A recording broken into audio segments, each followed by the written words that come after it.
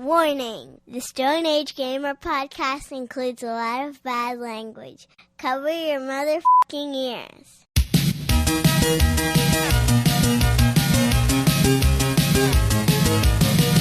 Good evening and welcome to the Stone Age Gamer podcast. I am Kris Randazzo and joining me tonight is shocking omission of cool spot, Dan Ryan. I mean, top 66? No. Top 5. Whoa! Easy. Whoa! Whoa! Wow! You fucking Christopher Walken whoa there for a second. Look, I will die on this hill. Wow. Cool Spot is a better game than Earthworm Jim 2. Oh, man. I don't know. I don't care. Either way. Having recently played through both of those games, abso-fucking-lutely. Earthworm Jim 2 is a mess. That game is a mess. It's time for part 2 of May-nia, where Dan is making me make terribly difficult decisions, ranking Super Nintendo soundtracks. Will Tommy Tallarico pull off a surprising upset in the end? Don't believe what those scratch and sniff ads tell you, because the Stone Age Gamer podcast starts now.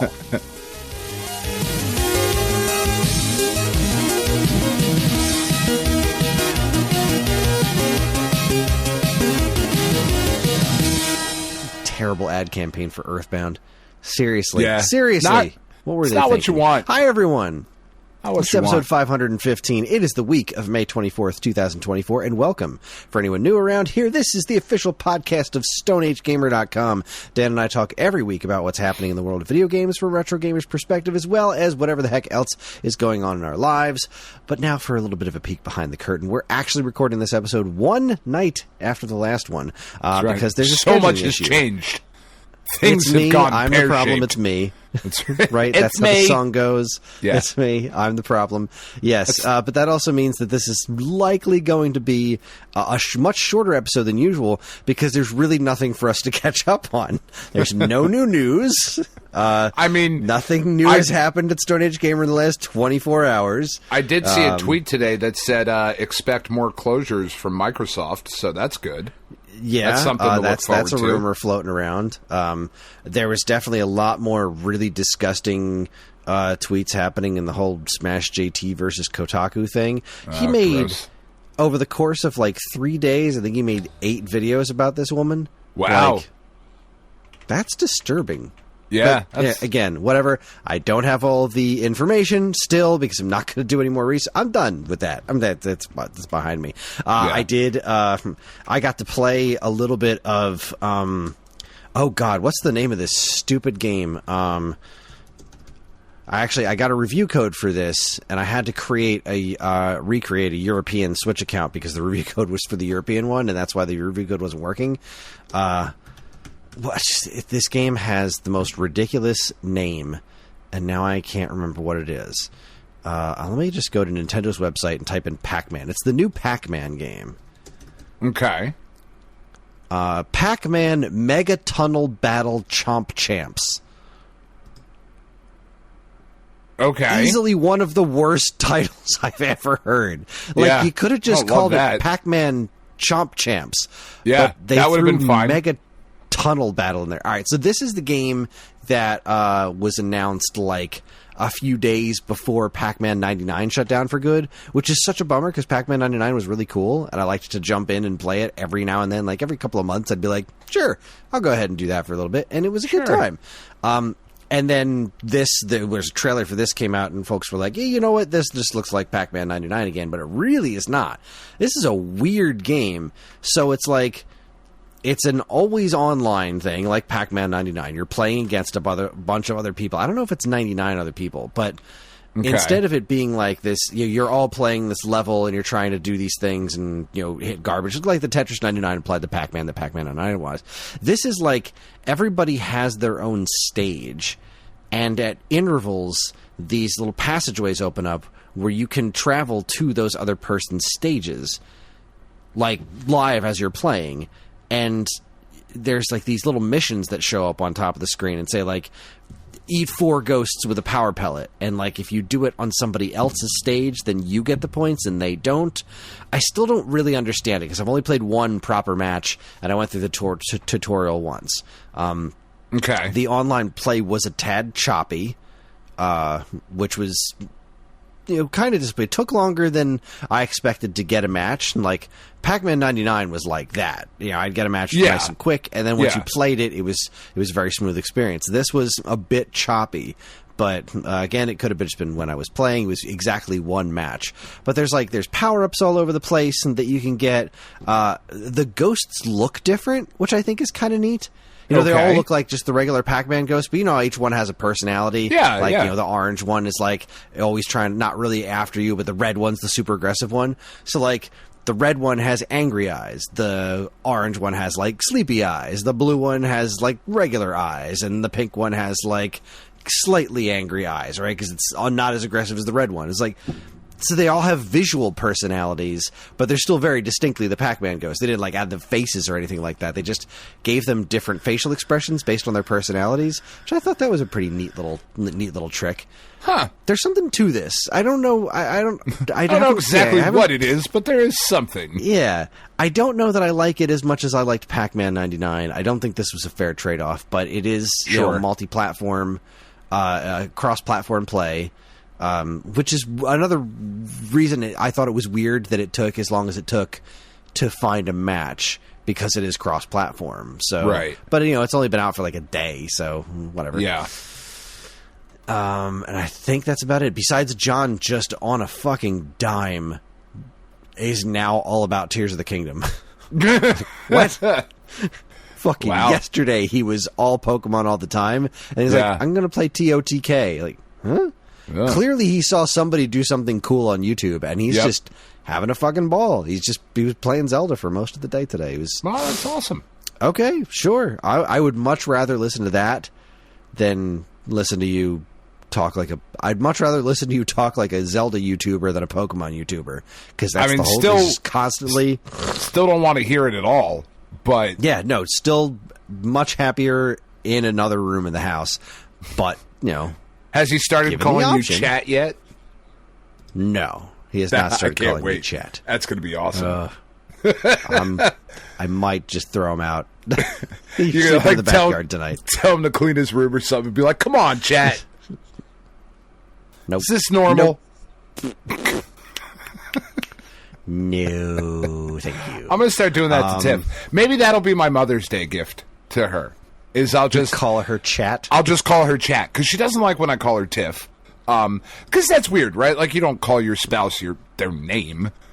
No, every time I have to do it, like when we're in a crowd and I specifically need her attention and I say Karen, it's like really fucking weird. Right? It's super weird. Like I would have to imagine that couples who call each other by their first names don't last very long. I don't know that that's accurate, but I just imagine. No scientific basis for that. It just feels right. It feels right. Like if there's just a couple out there, like a John and a Marie, and every time they talk, Marie, yes, John. Like, oh God, this all feels weird. You're supposed to call each other mother and father. Mother. Shit. So, anyway, I'm just saying, Tiff hates when I call her Tiff. Or Tiffany. She really hates Tiffany. Or like when I'm fucking with her, I'll do it the way her mother does it. Does it. Jesus Christ. Does it. Wow. I started going into the accent too soon.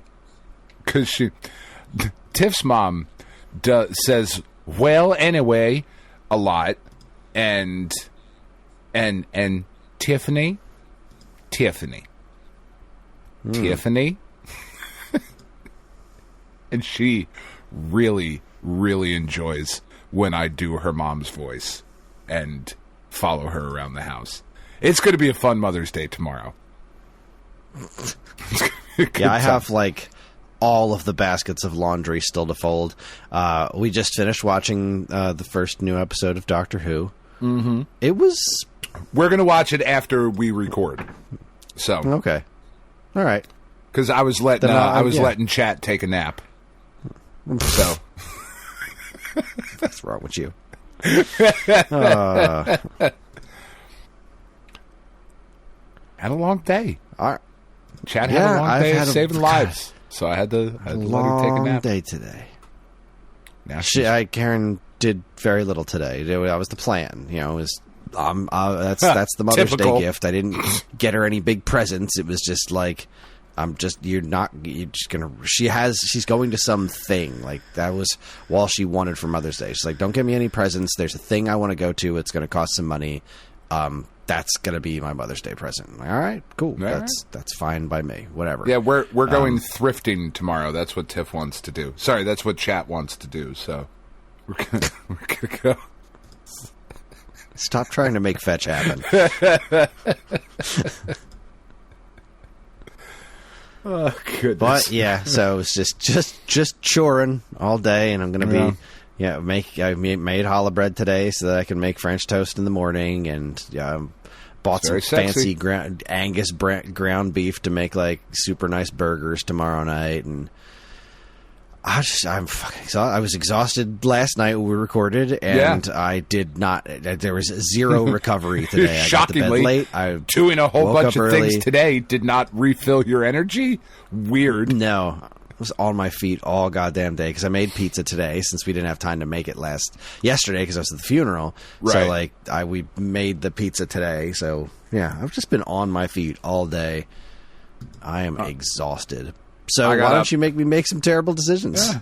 No, I got up this morning and mowed the lawn because it wasn't raining for like once in the last couple of days. So got up and mowed the lawn, and then had some people come over and do a dog adoption, and then had to call them and be like, all right, so the money that you sent, that's not going to get to me, because to make a donation, it's got to go through the website, which is Safe at Home Rescue, which would be SAHR, and you randomly PayPal'd somebody SAHA $650. You should contact PayPal and tell them not to put that money through, and you can't have this dog unless you fix it. Oh shit! I don't know who that person is, but you just made up an email address and sent the money. That's weird. This very easy process we have here. You go on the website and you click the button, and then you send the money. You don't just guess. That's a weird way to do it. But Safe at Home Ask You. That's it. That's right. Yes, 100%. And then after that, I had to change the brakes on my car because they were starting to make the fucking evil demon noise, and I was like, all right, fine, I will fucking change you. Jesus, high maintenance bitch. I guess. Which I had never done before. I had never done a brake job on my car, and now that I've done it, super easy. Like, now that I've figured out all of the different, pieces to it, like, it took me probably 3.5 hours or so to do it this first time, and I think I could get it done in like 45 minutes from going forward now. And I felt very accomplished. It's like, all right, man. I did, though. Good on you. Yeah, I did. I'm not going to try to do that. That's my car brakes seem too important to rely on me doing it right. Well, the thing about it, yeah, I suppose that's true. The way I figure it, though, is that, like, as soon as you start, you test it right afterwards, and either it works or it doesn't, Well, I mean, it could work, and then, like, all of a sudden not, because I forgot to tighten this one screw, and now I'm dead. Well, I mean, I figured out, but that I trust your abilities way more than I trust mine. So I suppose that's true. Yeah, that's what I'm saying. It was only one screw because I didn't even have to take the whole caliper off. You can just rotate the caliper up because I didn't have to replace it. You made that word up. Yeah, no, I didn't. I really. That's where the brake pad, the brake pads sit in the caliper. Okay, that's fine. That's an X-Men villain. You're out of your mind. That's Caliban. You can't fool me. Oh, right. Sorry. I did. I love that you knew which one I was talking about. Oh, of course I did. That's why we work so well together. It's because I am picking up what you are putting down. I did the book that I started talking about last week, the Chowderhead Crusades. Well, not last week, but like last week. I'm trying. Week. Yeah, no, I know, I know. Just we'll edit that part out. I'm not as tired as I was last night, but I'm still fucking beat. Still tired. It took an interesting turn, and I will reserve judgment for 2 weeks from now when people hear this. But 1 week, well, no, 2 weeks for us. Yeah, I'll be done by then. Maybe I'll remember to talk about it. If not, somebody ask me in the chat, because it took an interesting turn, and I don't know how I feel about it. I still think it's a good story. I think it's probably worth reading, but I'm not all the way through yet, so I'll let you know. Anyway, none of this matters. Let's get on to May-nia, Kris. We're doing a short episode this week, right? None of this matters. None of this matters. Is that my pool? Is that the 400 belt? Yeah, it's from the 83 tour. Grab this chick's boobs while they're singing Urgent. No, like we're recording the night after the show that people will be hearing last week, that people heard last week. We're recording the night after because you're not going to be here. You're going to be hanging out and doing fun stuff. So we got to make, we got to get to it. We got to finish May-nia, Kris. We do. We got to not take a week off. And the only night that I could possibly record a theater near you is Thursday, which means we have to watch the movie Wednesday. Yeah, just there. There's no. We're watching the movie Heathers. I've never seen Heathers before. Oh, it's a great fucking movie. Yeah, that's what they tell me. Yeah, it's legit. It's a great movie. Christian Slater. It's wonderful in that movie. Winona Ryder. It's good stuff. It's very of its time, but like it's really good.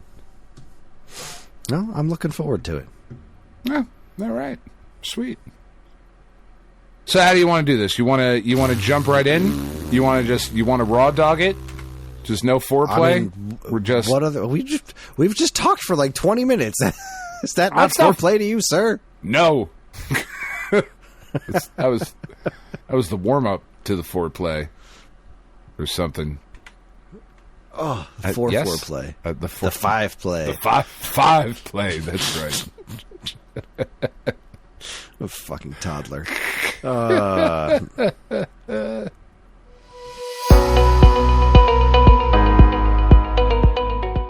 Hi, everyone. Kris here. Podcast listening is free, but podcast creation is not. That's why the Geekade Patreon exists. In an effort to help us pay the bills, we've got a Patreon page set up where you can gain access to our monthly podcast topic schedule, get early access to many of our shows, and more. If you'd like to help support Geekade and keep these shows running week after week, head over to the Geekade Patreon page, linked in the show notes of this very podcast.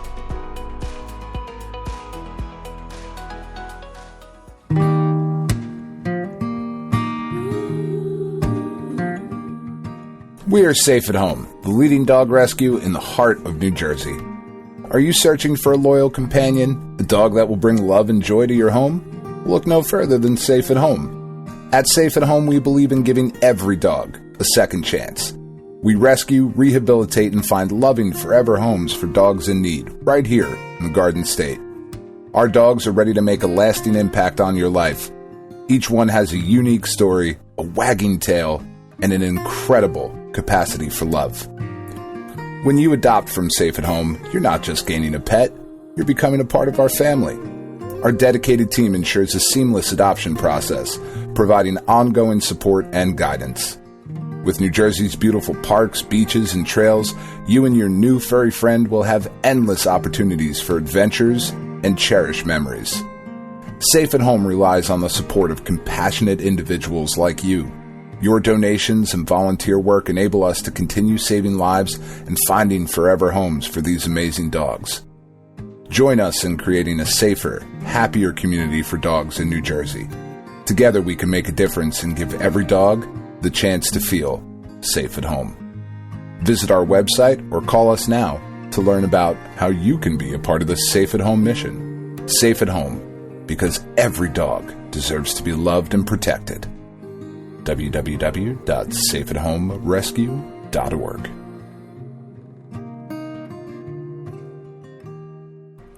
Yeah, sure. Let's do it to it. I mean, it's 10:30 at night. All right. Well, fuck it. May-nia 2024, jumping back in, going from the second round down to the Sweet 16, down to the Elite Eight, down to the Final Four, and finally, Kris getting a champion. There are some much more interesting matchups this time around, and I think it's going to lead to some much more serious conversation. So let's just jump right in and go back to the Northwest region, revisit the overall number 1 seed, Legend of Zelda: A Link to the Past, taking on the 9 seed, Sim City. All right, and we're just talking soundtracks here. Just soundtracks. I still don't think this is even close. Oh, you're out of your mind. The SimCity soundtrack is very, very good. It's just so different from the Link to the Past soundtrack. Yeah. Like, yeah. So, yeah, I do think it has to be Link to the Past. You know, what I'm really just comparing, you know, 1-to-1. I don't think there's any songs in A Link to the Past that aren't great. Like, I can't think of anything that isn't great in A Link to the Past that doesn't just really 100% nail what it is. And there is one song on the SimCity soundtrack that I don't care for. It's the Megalopolis music. Sure. No, not the Megalopolis, the Metropolis music. The Megalopolis one is also kind of weird, but it is such a good soundtrack. It is such good music, but it has to go to A Link to the Past. I mean, like the Dark World theme, you know, the battling Ganon theme, the temple music from the Light World, and the Dark World. Like, it's just everything is phenomenal. So yeah, it's got to be A Link to the Past. It does. Got to be A Link to the Past. All right. Well, we're going to jump over to the Northeast region now. We're going to go region by region in the matchups now. I don't know why I just decided to do that. I believe you when you say that. I still don't know what any of this shit means. I don't, but it's okay. You ask me questions and I will answer them. The 1 seed in the Northeast region, Chrono Trigger, taking on the 8 seed in the Northeast region, Legend of the Mystical Ninja. Oh, Chrono Trigger. Just an absolute... No shade to Mystical Ninja. I don't have a ton of experience with the game either, but still, fucking Chrono Trigger. I mean... I kind of feel like that might be the one to beat, honestly, but...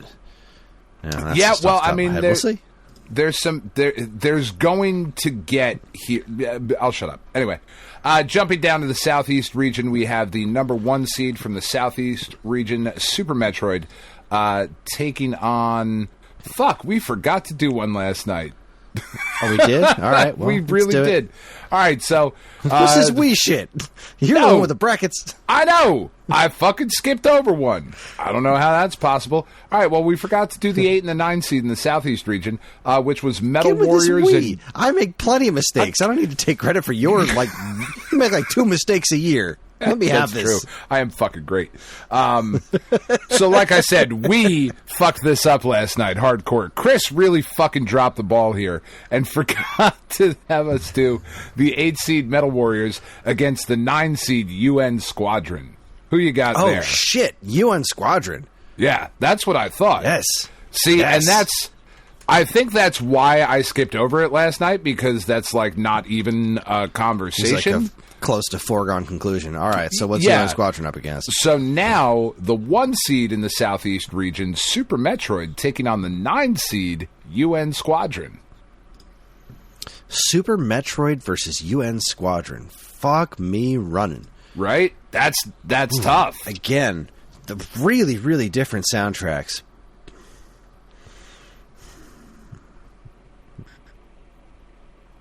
Yeah, I mean, you've got the atmospheric sci-fi just the soundscape that Super Metroid is, and then you've got a much more upbeat driving kind of UN Squadron, but it also just with some fucking rocks. It does, but aren't there some mellow bits in there as well in the UN Squadron soundtrack? It's not all I don't know like that I'd fucking go balls so to the far as wall. to say. I don't know that I'd go so far as to say mellow, but there are ones that aren't like it's not all just like shredding on guitar. There are other ones that are more video game music-y, but yeah. It's a tough call. I do think it has to be Super Metroid.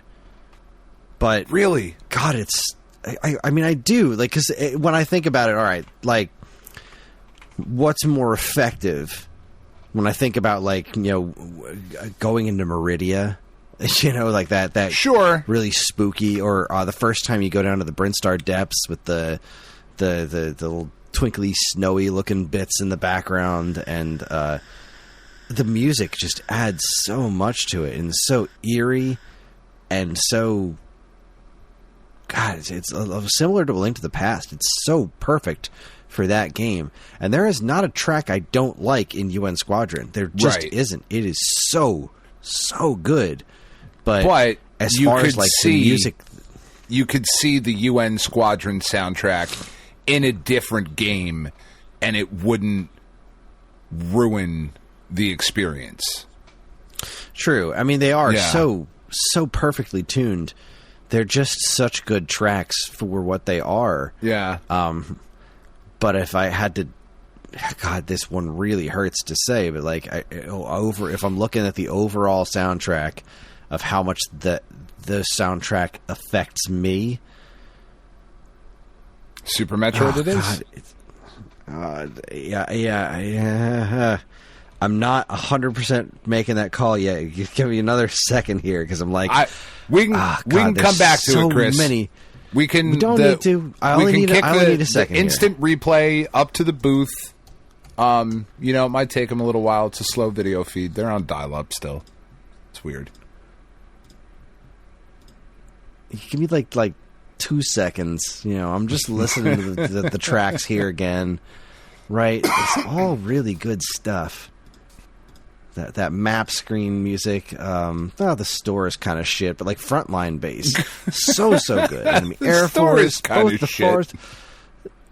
Yeah, that's the thing. The store music is kind of shit, but like, God, but that's not what we're here for. Good. We're not here for the store in UN Squadron. Well, the store is important in UN Squadron. I know it's important, but that's not what we're here for. I'm not. You have to get through that to play every freaking stage in the game.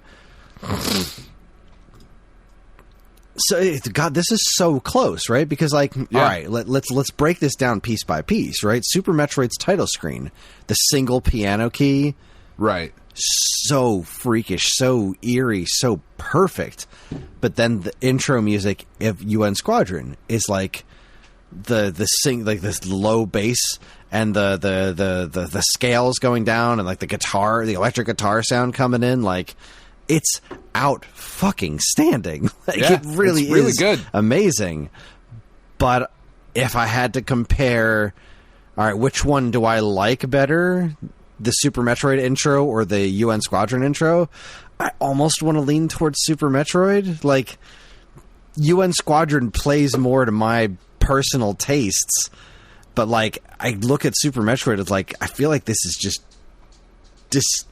it's unequivocally better, and if you know what, I feel like it should be better. It's establishing the mood just right from jump. And so is UN Squadron. It's just it's establishing such a different mood, Sure, but yeah. Oh, this one really hurts. This is a hard choice. UN Squadron is really, really, really one of the all-time Super Nintendo soundtracks. It is such a phenomenal game with such phenomenal music. Yeah, I'm giving it the Super Metroid, and it's really just it's because of the emotional connection to the music in Super Metroid. It's because I think about, the sound of escape, the music, which has become Ridley's theme, that music or escaping from the Sarah space station at the beginning of the game, and how emotionally effective that was. And it's not just the music that makes it that, but like the music in conjunction with the game itself has ingrained that music so much as these like real core memories. And UN Squadron is just behind that, but yeah, Super Metroid. But it's just behind. All right, well, this one I think will be a little easier. In the Southwest region, the 1 seed from the Southwest, Final Fantasy VI, taking on the 9 seed, Kirby's Dream Course.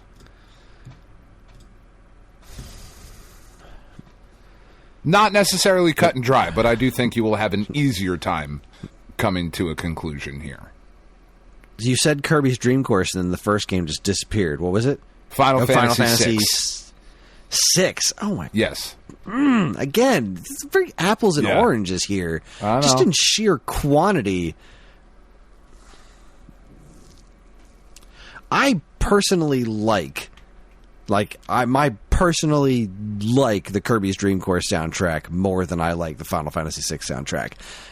But the Final Fantasy VI soundtrack, I think, is legitimately better. Like, I don't think that's really up for that much debate. It's so much more varied. It's so much. This is what you like better. It is your choice alone. Right. So I'm not being forced to make the decision which one is better. It's which one I like better. Yeah. That's how upsets happen. All right, give me a second here. Give me a second with the Final Fantasy VI soundtrack.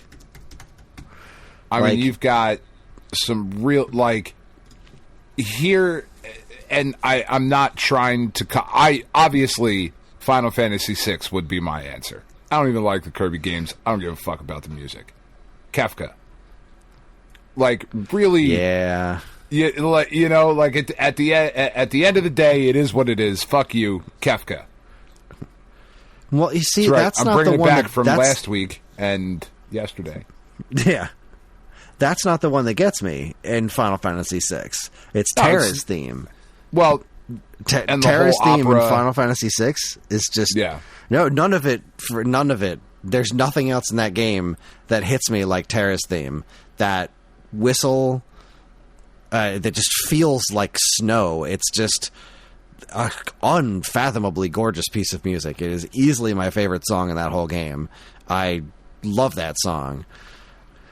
But when I move over to Dream Course, again, it's such a different situation, but like... entirely. Dream Course does this great thing where the instrument choices in it are so sharp, and it's got such a very specific... this is Hirokazu Ando Kirby music, and it's doing these wonderful 16-bit renditions of some great 8-bit stuff, but it's also got these really, really great chill piece of music that is so perfectly designed for this game, which is such a great game. I mean, it's really one of my favorites on the Super Nintendo. But, listening through it now, it's as joyous and wonderful as it is. And it really is that. Like, God, Jigsaw Plains, there's so many great tunes that this is such a great chill soundtrack. But not everyone's a 10 out of 10. Right. And that's kind of how I feel about Final Fantasy as well. I don't think every song in the Final Fantasy VI soundtrack is a 10 out of 10.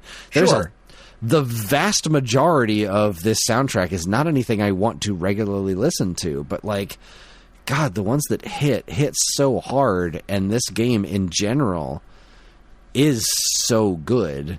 Yeah, it's simply stunning. I mean, we're also comparing at least what I have on my computer is 61 tracks, and I'm sure that's not even the whole thing, versus like Kirby's Dream Course, which is like 16. So, sure. Yeah, it's Final Fantasy VI. All right. I thought it would be, and it should be. It should be.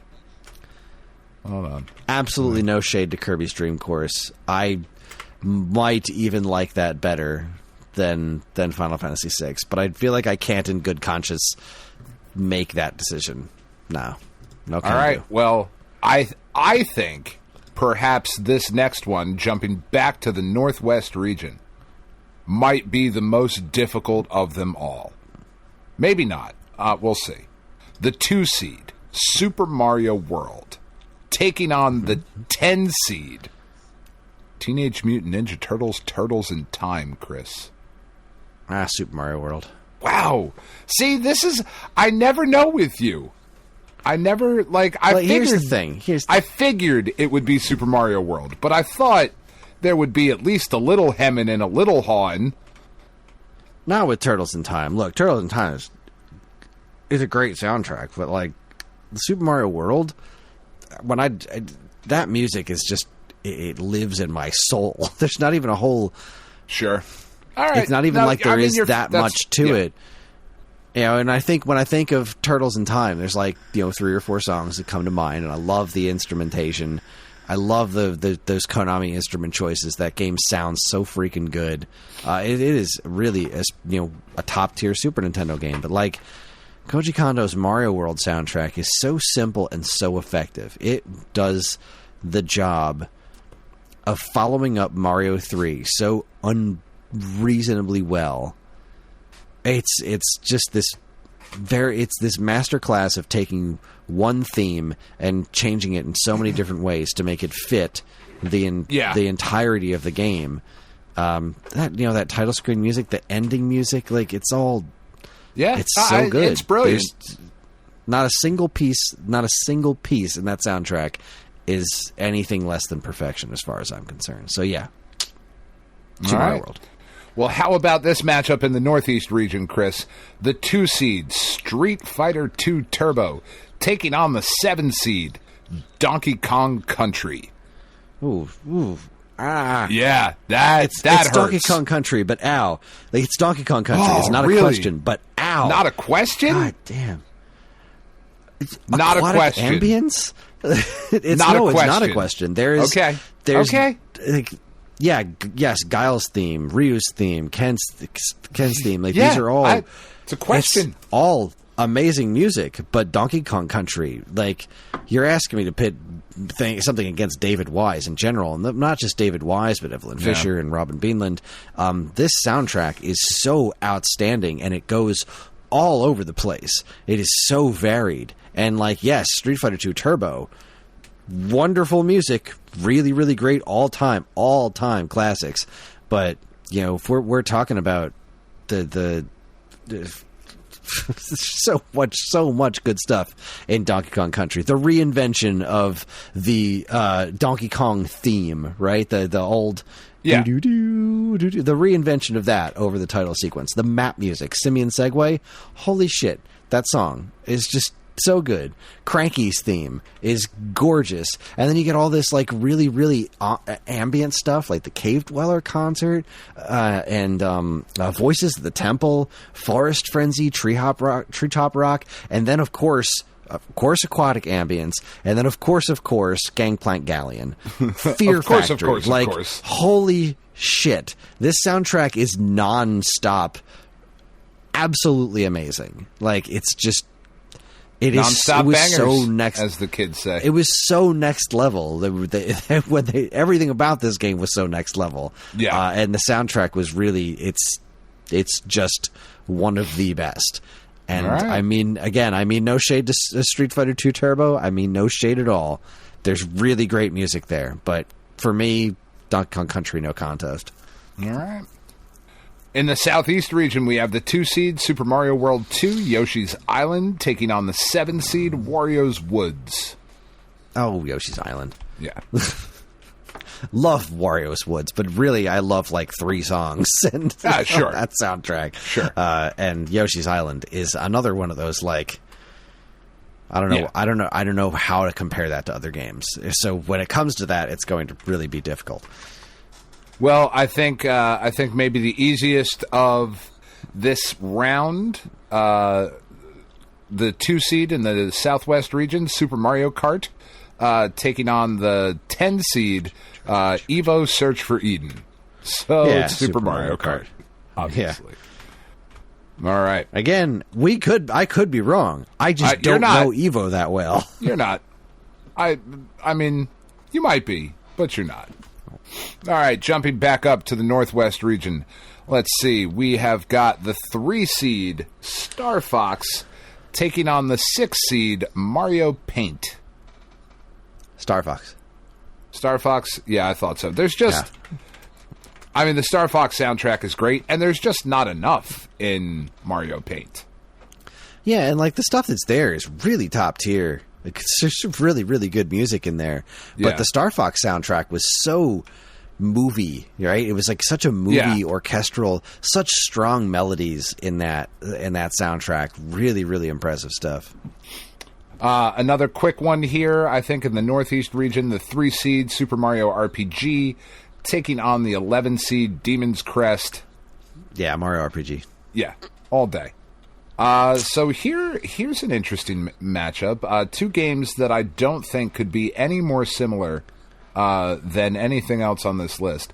The 3 seed Secret of Mana taking on the 6 seed Contra 3 The Alien Wars. I mean, virtually identical games.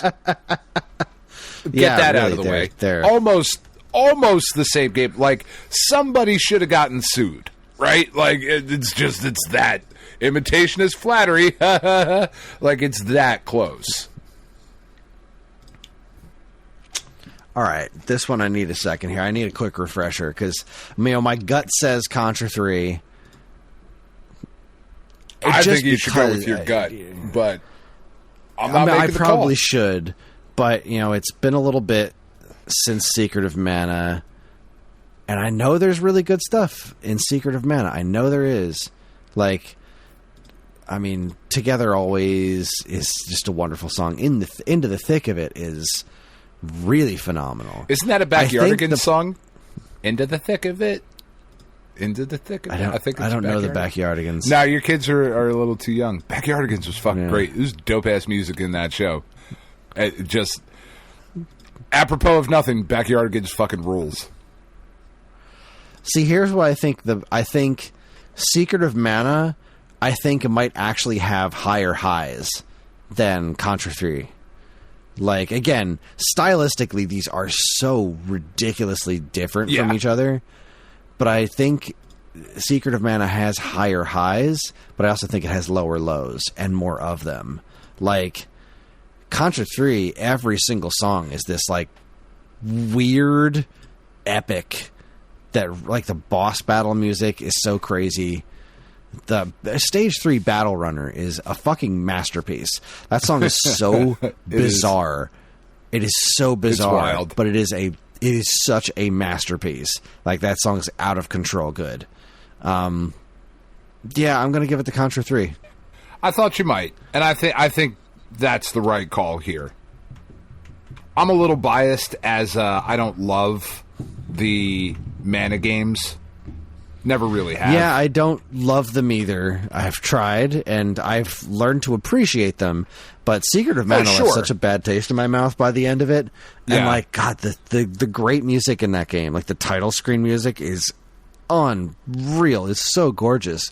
But all in all, I do think Contra 3 it really deserves so much credit for being as good as it is, with some really, really smart instrument choices. This is classic Konami, really just next leveling itself. Yeah. It's really phenomenal.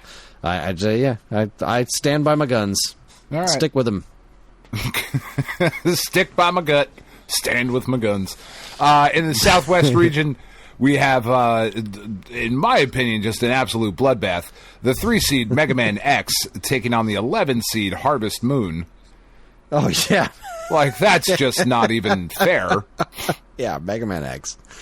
Oh, all right, Mega Man X is so good. It's so good. The fucking highway theme itself. You don't even have to go past the really highway theme. It is so good. And then it just beats keeps Harvest being good Moon. after that. Because fuck farming. No, just... or maybe. Or not. I don't know. Sure. Going back up to the Northwest region, we have the 4 seed, Earthbound. I'm not touching that one. I'm just not touching that one. No, like, you no. shouldn't. That's fair. That's fine. Leave farmers alone, Dan. I love farmers. Earthbound against what? Earthbound, the 4 seed, against the 12 seed, Kirby Superstar. Earthbound. Earthbound, all right.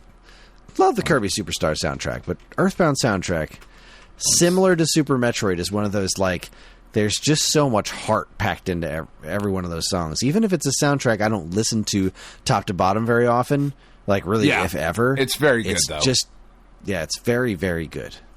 It's very good. Again, fuck Harvest Moon. We're picking up what you're putting down, Chris. We got you. Going over to the Northeast region, the 4 seed, Final Fantasy IV, taking on the 5 seed, F-Zero. F-Zero. Let's think about this. There's so much less of the F-Zero soundtrack. There really is. Final Fantasy IV. That of all the ones of all the ones that has happened for, I feel like this one, just on quantity alone, because it's really fucking good. Like, again, not breaking new ground anywhere. Like, hey, did you know the Final Fantasy music was pretty good? Here's a hot take.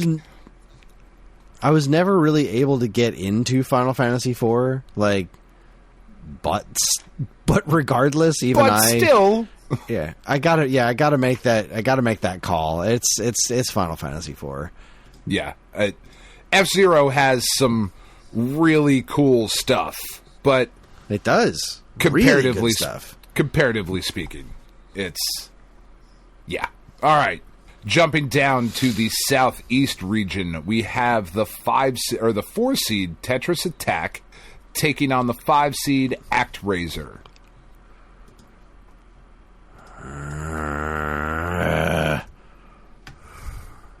ActRaiser. All right. See, I don't know ActRaiser super well. I know Fillmore is an amazing song, right? Sure.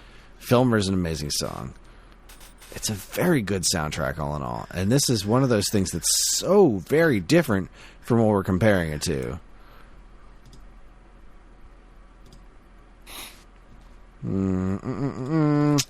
right, Tetris Attack. Hit me with some Tetris Attack music here. Like, I'm trying to remember the songs that are outside of my normal purview. Sure. Tetris Attack. Outside of your wild-ass playlist.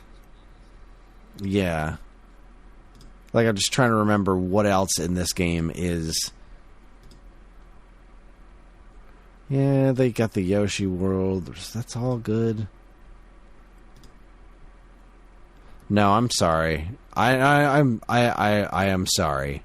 But I do think it's Tetris Attack. All right. For me personally, we're talking about the shit I like. There's songs in here that just, like... are such a perfect distillation of everything I like about Super Nintendo music. Yeah. All right. Well, I'm calling it. The final matchup in the second round, we have the 4 seed Donkey Kong Country 2, Diddy's Conquest. Get it? Because it's like a conquest, but not. But Kong. But taking on the 5 seed Super Castlevania 4.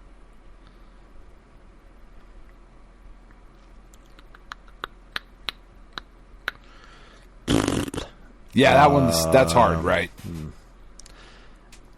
It's easy for me, but I know it's easy for you. But you take this shit way more seriously than I do, Super which is why Castlevania you're on the other side of this one. I looked at something else and I forgot what we were talking about. Super Castlevania 4 versus what now? Donkey Kong Country 2.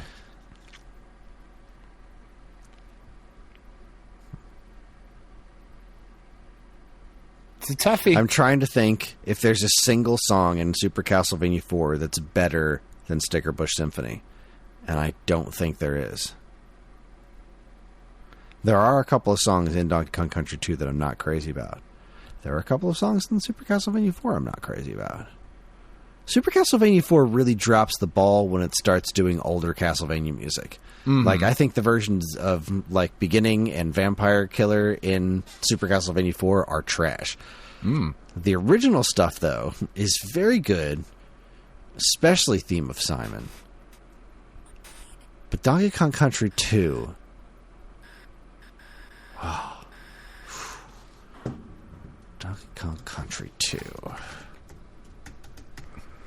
Refresh me, iPod. iPod. I'm talking about iTunes, not an iPod. Donkey Kong Country 2. Let me bust out my Zune real quick and listen to a couple of these. David Wise does some really cool things in this, where like the environmental sounds were all like a part of the music, like Lockjaw's Saga, where you've got like the water splooshing around in the background, or one of my favorites, Jib Jig, which is such a simple song, but it's so unreasonably beautiful. But then you got like garbage like Swanky Swing. I hate that song. Snaky Shanty is wonderful. Bayou Boogie is wonderful. Schoolhouse Harmony is wonderful. I'm...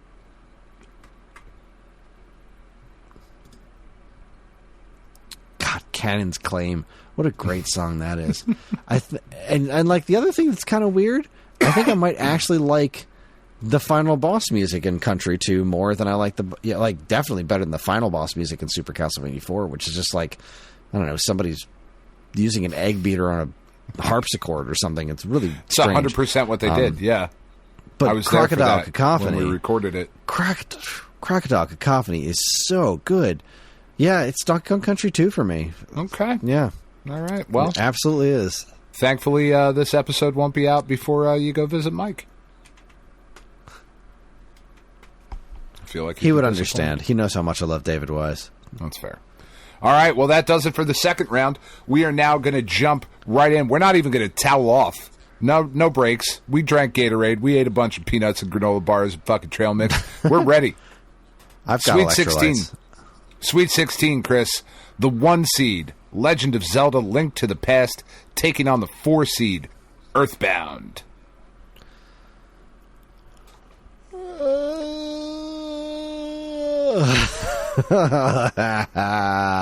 a Link to the Past. Yeah. I'm very excited. I'm gonna get some hate for that. I'm sure there are some of our listeners that are going to tell me that I am fucking insane, and they're not wrong to do that, because it could go either way. Right? This is one of those matchups that's pretty. There you go. There it is. Check. Yeah, we both got it in there. Day, it is what it is. That's what she said. There are a lot of songs on the Earthbound soundtrack that I don't really care for listening to. Tread carefully. It's Earthbound fans are like Taylor Swift fans. Like, you got to be fucking careful, man. They work very, very well in the confines of the game. They are extremely effective in the game themselves. But yeah, for my personal tastes, I still lean towards Link to the Past. And I mean, no disrespect to I don't ever want to hear Paula's theme. Like, I just don't ever want to hear that song. There's a lot of really weird off-kilter stuff. I didn't want to like put out the behind the curtain stuff, but you said earlier tonight you were like, so much disrespect to Earthbound. I'm going to say I mean no disrespect, but I'm being very disrespectful when I say that. But like Winters, I agree with you 100%. Winters is wonderful. I love Tucson. It's such a great song. There's so many amazing songs in the Earthbound soundtrack. But for my personal taste, I gotta lean with Link to the Past. Yeah, I agree with you. All right. Jumping over to the Northeast region, a juicy matchup that I think ultimately ends the only way it could end. The 1 seed, Chrono Trigger, taking on the 4 seed, Final Fantasy IV. Oh, Chrono Trigger. Yeah. I mean, it's a good matchup. Yeah, sure. It's Chrono Trigger. It's Chrono Trigger. Yeah. All right. This one, I don't think is going to be all that hard for you, but maybe. The 1 seed, Super Metroid in the Southeast region, taking on the 4 seed, Tetris Attack. Super Metroid, yeah. Yeah. Not the best matchup, but Tetris Attack had a pretty good run. Getting up to the Sweet It had 16. a very good run. That's not bad. Anybody who has not given that soundtrack a shot absolutely should. There's some just unreasonably good music in that. All right. In the Southwest region, the 1 seed, Final Fantasy VI, taking on the 4 seed, Donkey Kong Country 2. Oh, 6 versus Country 2. Yeah. That's harder. 6 is a better soundtrack than 4, I think. As far I concur. I don't think that's too hot of a take.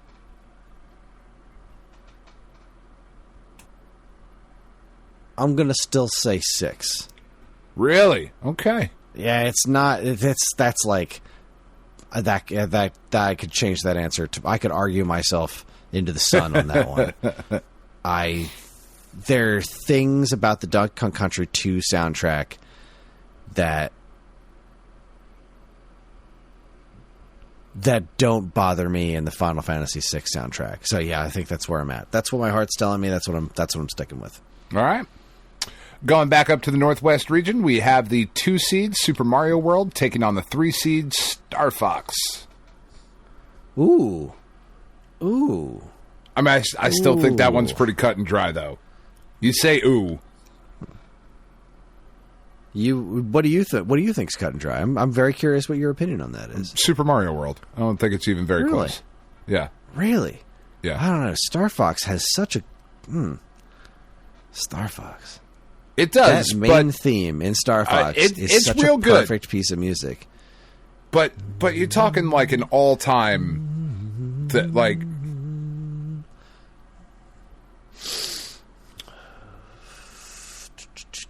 Corneria. I don't know, man. I don't know. Right. That's rough. I mean, like, look, Super Mario World. You heard me talk about it before. It's an amazingly wonderful, simple soundtrack. Right? It does exactly what it needs to do, and it does it very well. It's very effective with very little.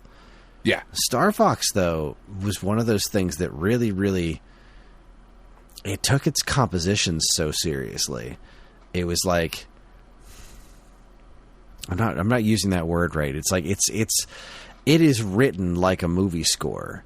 But it's also like written like a movie score by way of video games, but not in the way that sounds like Super Star Wars or something like that, with a lot of over reliance on things like timpani and cheap string sounds. Like, it doesn't do that. It's such an intelligently written soundtrack with some wild influences, but that central theme, and I think that's really what it boils down to, is that both of those games, Super Mario World and Star Fox, both have strong central themes that all the other music calls back to.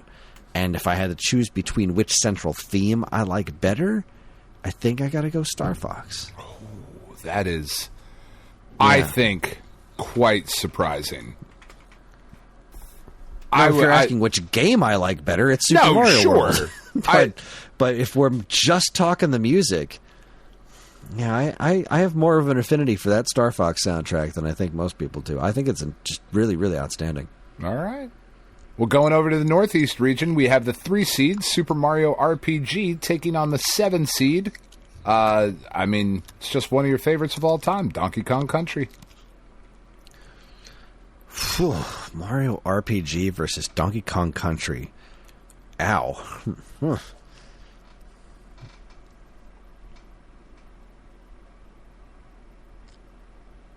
Yeah, that's a big one. Yeah, it's a tough one.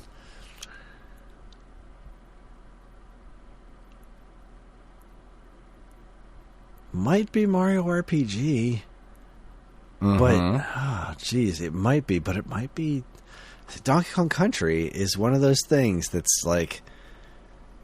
All right, are there songs I don't like in Donkey Kong Country? Not really.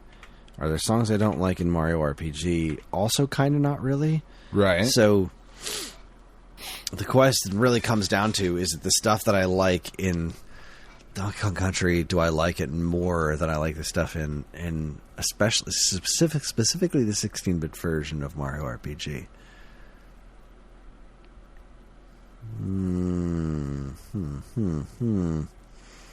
Oh, boy.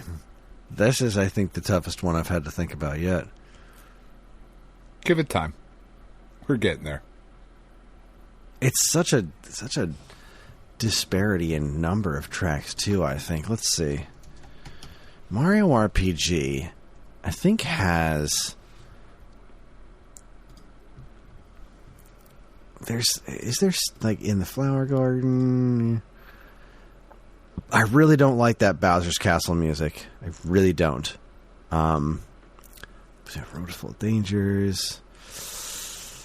The battle music is so good. Fighting against monsters. The boss music is so good.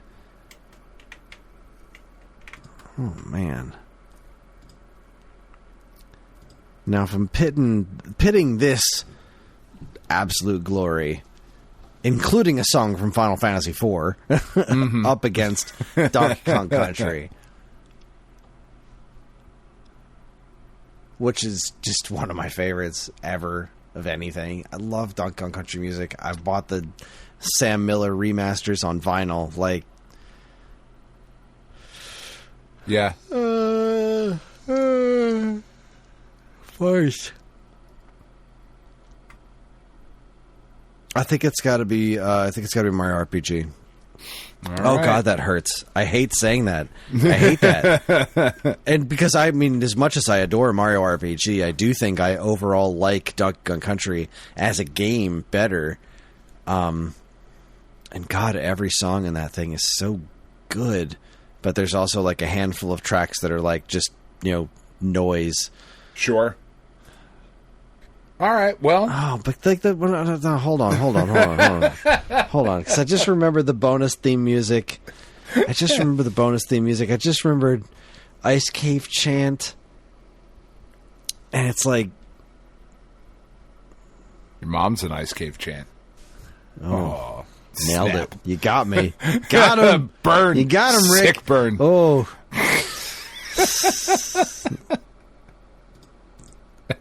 Yeah, there are little things in here.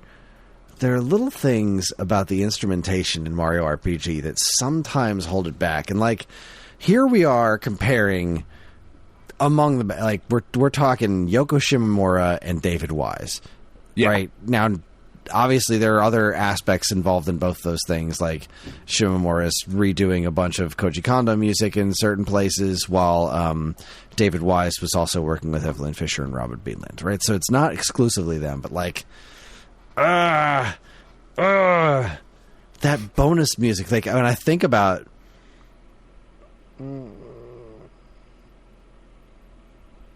Oh, there is no right answer here. There is no right answer. It's nothing but wrong answers.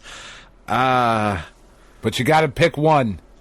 I have to pick one because you can pick your friends and you can pick your nose, but you can't pick between Donkey Kong Country and Mario RPG. I'm calling an audible. It's Donkey Kong Country. I'm sticking with it. It's Donkey Kong Country. God damn it, it's Donkey Kong Country. We went to the review. The fucking play is overturned. I'm overturning it. Yep. There's a fucking violation in the Phillies paint. win today? Oh, yeah. I forgot to check on the score. Yeah, they did. Go Phillies. Ooh, the Yankees got the shit beat out of them. They really did. Yeah, the Rays do that to the Yankees frequently, and it is very disappointing because, it's a garbage place. Tampa Bay Tropicana Stadium. It's a fucking horrible.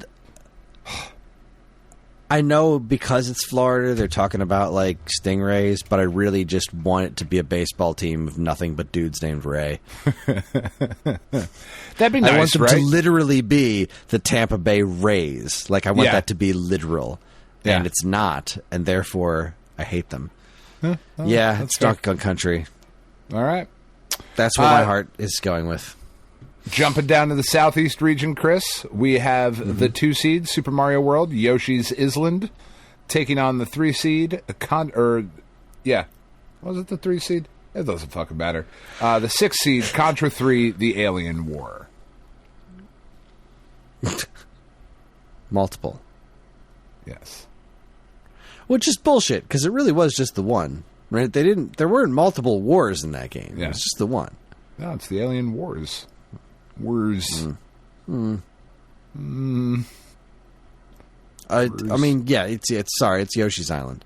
Okay. I was just thinking about the weird way you said that. But no, it's for me it's Yoshi's Island. Lots of love for Contra 3's soundtrack, but I think Yoshi's that's Island probably is the right call. Yeah. fucking magic. That game is unbelievable. Yeah, it feels like the right call. All right, the Southwest region, the final matchup here in the Sweet 16, the 2-seed Super Mario Kart taking on the 3-seed Mega Man X. Mega Man X. Yep. Mega Man X. And love me some Mario Kart, but it's not even close. Yeah. All right, well, the Sweet 16 is done. We are down to the Elite 8. Chris, we are getting down to the nitty-gritty. There are some juicy matchups here. In the Northwest region. I can't talk when we do 2 podcasts in a row. The Northwest region, the 1-seed, sticking, like, just fucking so good. Legend of Zelda, Link to the Past. Taking on the 3-seed, Star Fox. Yeah, Link to the Past. Yeah. LTTP for me. And I'm so happy you changed it to Donkey Kong Country, because now you have to eliminate it here, because in the Northeast region you have the 7-seed Donkey Kong Country taking on the 1-seed Chrono Trigger.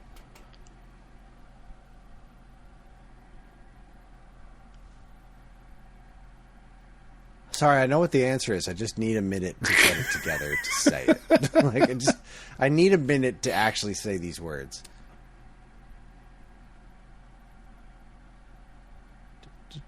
I love Chrono Trigger. I really do. It's Chrono Trigger, but wow. Yeah. Fuck me running. Yeah, I mean, that's... Yeah. All right, Southeast region. The 1-seed Super Metroid taking on the 2-seed Super Mario World 2 Yoshi's Island. Okay. Think about this. Super Metroid. Mm-hmm. Love. Yoshi's Island. Also love. Yeah. Big love. Mm-hmm.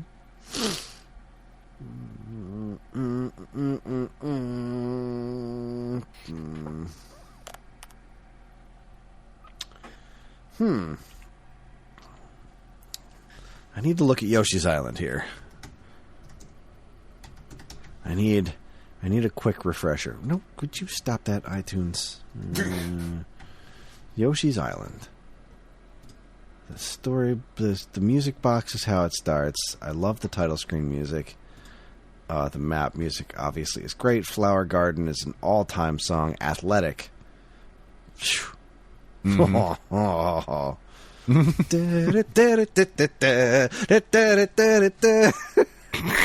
See, now I want to play Super Metroid with the Yoshi's Island soundtrack. I was just going to say, I'm trying to picture that as you're like running and fucking that starts playing as soon as Ridley shows up. Like, whoa, this is a very different, this is a different feel. I think it's Yoshi's Island. Yeah. I'm going to go with Yoshi's Island. Like, it's really close. Again, because they're so different. They're such different soundtracks. Yeah. But I do think that's the right call. I do. Yeah. All right. The 1-seed in the Southwest region, Final Fantasy VI, taking on the 3-seed, Mega Man X. Mega Man X. Yeah. I mean, I think there would be people that would be upset with the quickness with which you delivered your verdict. What did I just kill for Mega Man X? Final Fantasy VI. Yeah, again. Yeah, sorry. Yeah, I'll do it again. Mega Man X. I'll do it. I'm sorry. I apologize. There's some really top tier music we've just talked about. Yeah. The music in Final Fantasy VI. But no, I'm sorry. Just Mega Man. That highway stage music. It's one of the most perfect pieces of music I think just to ever come out of a Super Nintendo. I know this one is a weird thing to think of. It's like one of the more memorable things with that password music from Mega Man X. It's such a cute, goofy little song, but I swear it just gets me right in the heart every single time. Zero's theme, that ending music, fucking Spark, fuck Mothering Mandrill. Come on.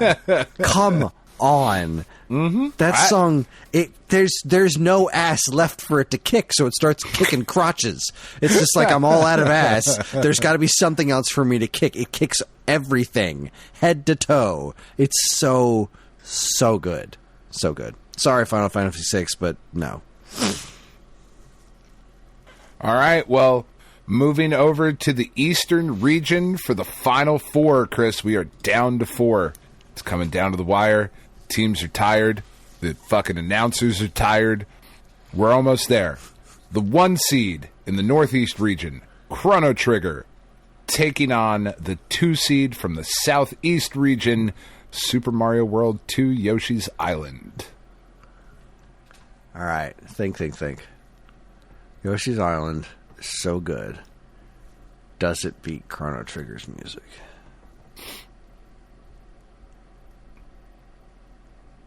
Mega Man. Sorry, this is stuck in my head now. Nothing else is getting in there. Super fighting robot. Chrono Trigger. Chrono Trigger. Oh my god, that cartoon's so weird. All right. Chrono Trigger. Chrono Trigger's so good. Yoshi's Island is so good. But they're so good in so different directions. Mm-hmm. And, like, there's a handful of songs in the Chrono Trigger soundtrack that I just don't like. And I don't like the castle theme. I'm sorry, I don't. That doesn't do it for me. You don't have to apologize to me. The overworld map music, the fucking Epoch music, Magus' theme. Oh. Omegas Man. Omegas Man. Frog's theme, Robo's theme. Oh. Robo Man. Yeah, it's still Chrono Trigger. Still Chrono Trigger. All right. Yeah, that's a tough one. That's a tough one because, like, I don't think there are any songs in Yoshi's Island that I don't really like, and there are songs in the Chrono Trigger soundtrack that I don't like, but the highs in that Chrono Trigger soundtrack are just too high. That is real hard to overcome. Then I got high. Ba-da-da-da-da-da. Wow. All right, well, jumping over to the western side, Chris, we have the 1 seed from the Northwest region, Legend of Zelda: A Link to the Past, taking on the 3 seed from the Southwest region, Mega Man X. I think that's the Blue Bomber. I think that's Mega Man X. Whoa! Really? Yeah. Wow.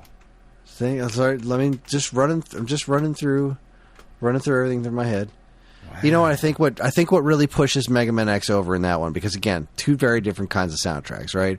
But if I'm comparing the areas that they both have similarities, like the boss music in general in Mega Man X, I think that tune really, really seriously overpowers the boss music in A Link to the Past, which is really just, it's a bit too repetitive and straightforward, especially since some of the boss battles tend to last as long as they do. That should have been a much longer loop, whereas in the boss battles in Mega Man X, that just does not stop. It doesn't calm down. It's just, it's fucking phenomenal. The Sigma final boss music, the ending music, I do like the end. All with the exception of the staff roll. The ending, there's the ending 1 and ending 2. Both of those tunes, I think, work better than the super long staff roll music from A Link to the Past. It's incredibly close. There is more music in X, but I think the X music, it just does it a little bit better. So I'm sticking with Mega Man X. Oof. All right. Well, then that brings us down, Chris, to the championship matchup. The aforementioned Mega Man X, the 3 seed, taking on the 1 seed, Chrono Trigger. Oh boy, who you got? It's Chrono Trigger. It's Cool Spot, Dan. That's the answer. It's fucking Cool Spot. Now, when I was putting this list together, I really thought that we were going to be having a conversation here about A Link to the Past versus Chrono Trigger. I thought that's the way that this would play out. I can't argue with you on Mega Man X. It is a really, really good soundtrack. But Chrono Trigger is... it's just something else. Yeah, Chrono Trigger was one of those lightning in a bottle situations. It's like, even when it's not perfect, it's more than the sum of its parts. Like, that soundtrack is out of this world. It's really something else. I don't know. So, yeah. I don't know that we properly appreciate Chrono Trigger. Like, I know it is like on this show? No. Like, I'm just kind of saying in general. Like, I know it's a beloved game and all of that. Sure, but I don't know that it is properly appreciated. Well, it would be a lot easier to properly appreciate it if Square Enix would fucking let us play it. If you could fucking play it somewhere in the year of our Lord 2024. Yes, you can play it on mobile and Steam. Okay. Yeah, it doesn't count. That's not it. If we're having this conversation, that is not what I am looking for. It's a masterpiece, and it holds up every single time I play it. God, knocking out Donkey Kong Country was one of the harder ones, because that's really, really, really, really high on my list of Super Nintendo soundtracks. It's such a good soundtrack. But it had to go. I think I can stand behind my decisions up to this point. I think I can do it. All right. Well, there you have it, folks. May-nia 2024 in the books, cutting down the nets like they do in the college basketballs would be Chrono Trigger. Congratulations to them, to they, and everyone involved. Well done. Well done. Like the cows in Earthworm Jim 2 say. Well done. Right. Well, I guess with that, we're gonna have to wrap this up. Where are we at? Still over an hour. Yeah, of course it is. Of course it is. Of course it is. I don't know. You want to go a couple more hours? What no, else you got? What else you got to talk about, Chris? I'm sure I could. I'm sure I could. That's what she said. Right now, it's just got to be. It's got to be the end of the day because I'm too tired. I got to go watch Doctor Who. You do have to go watch Doctor Who. It was, I wish, yeah. Yeah, don't say shit. We'll talk about it in 2 weeks. We'll talk about it. Indeed. After we've seen the third episode of Doctor Who. In 2 weeks, because we're in 1 week, your time, who's listening to this, we will be back. And that is our show. Join us next time when... we'll have the immortal John Hancock on the show. There was rescheduling that needed to happen, and I do believe that this time it's going to work out. He agreed that the date should be fine. So, yes, we're going to be talking to the immortal John Hancock about his Atari releases. He recently did a Star Wars ranking that I thought was very interesting. A couple of words with him about that. It's pretty similar to my list, but pretty similar. I'd like to have a chat with him about that. See how that's all right. This will give me 2 weeks to do research I'm not going to do. I mean, I am going to do good totally. Times. Yeah, 100%. Oh, of course. Yeah, it's weird when Dan and I take any extra time off because we've done this every week for so long, but every now and then the schedule happens where it's like we'll do something super close together like this, and then we have a bunch of time off. So I suspect it's going to be a very long episode. Yeah. Yeah. There will be lots to talk about. I'm sure there'll be more studio closures and other news and whatnot. It'll be a thing. But that is our show. Thanks for listening. We're on most social media platforms, and if you want to get in touch with us, we aren't very difficult to find. All it takes is a quick look at our show notes.